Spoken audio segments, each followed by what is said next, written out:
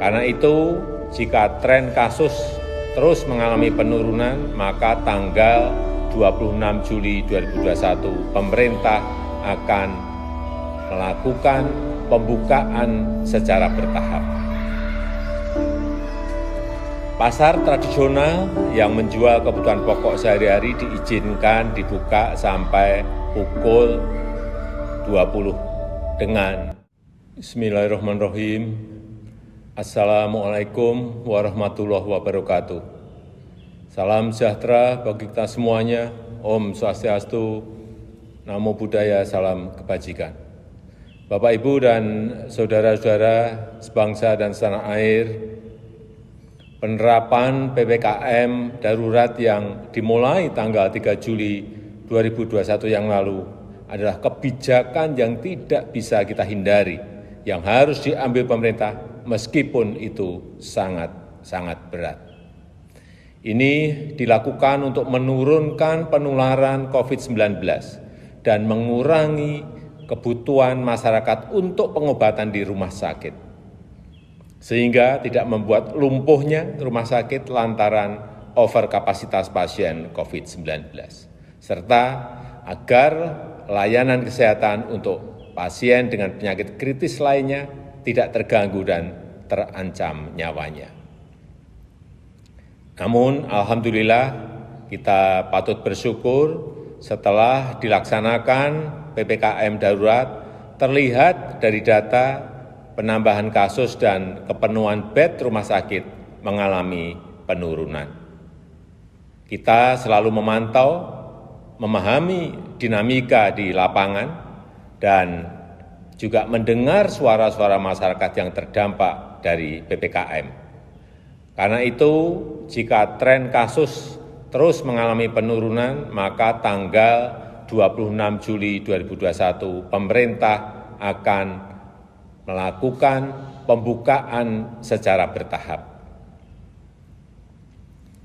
Pasar tradisional yang menjual kebutuhan pokok sehari-hari diizinkan dibuka sampai pukul 20 dengan kapasitas pengunjung 50%. Pasar tradisional selain yang menjual kebutuhan pokok sehari-hari diizinkan dibuka sampai dengan pukul 15 dengan kapasitas maksimal 50%. Tentu saja dengan penerapan protokol kesehatan yang ketat, yang pengaturannya akan ditetapkan oleh pemerintah daerah. Pedagang kaki lima, toko kelontong, agen atau outlet, voucher, pangkas rambut, laundry, pedagang asongan, bengkel kecil, cucian kendaraan, dan usaha kecil lainnya yang sejenis diizinkan buka dengan protokol kesehatan ketat sampai dengan pukul 21 yang pengaturannya teknisnya akan diatur oleh pemerintah daerah. Warung makan, pedagang kaki lima, lapak jajanan, dan sejenisnya yang memiliki tempat usaha di ruang terbuka diizinkan buka dengan protokol kesehatan dengan ketat sampai pukul 21 dan maksimum waktu makan untuk setiap pengunjung 30 menit. Sedangkan kegiatan yang lain pada sektor esensial dan kritikal, baik di pemerintahan maupun swasta, serta terkait dengan protokol perjalanan akan dijelaskan secara terpisah. Saya minta kita semuanya bisa bekerja sama, bahu-membahu untuk melaksanakan PPKM ini dengan harapan kasus akan segera turun dan tekanan kepada rumah sakit juga menurun. Untuk itu, kita semua harus meningkatkan kedisiplinan dalam menerapkan protokol kesehatan, melakukan isolasi terhadap yang bergejala, dan memberikan pengobatan sedini mungkin kepada yang terpapar. Pemerintah akan terus membagikan paket obat gratis untuk OTG dan yang bergejala ringan yang direncanakan sejumlah 2 juta paket obat.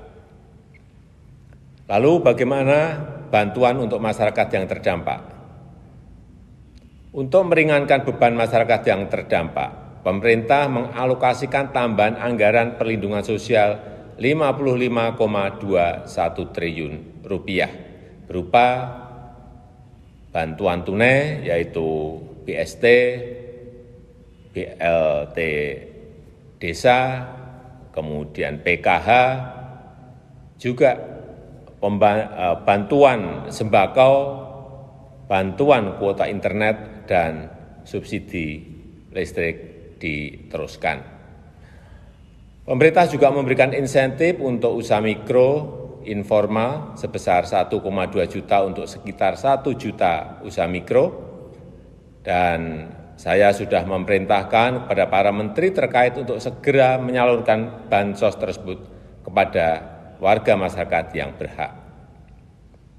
Saya mengajak seluruh lapisan masyarakat, seluruh komponen bangsa untuk bersatu melawan COVID-19 ini.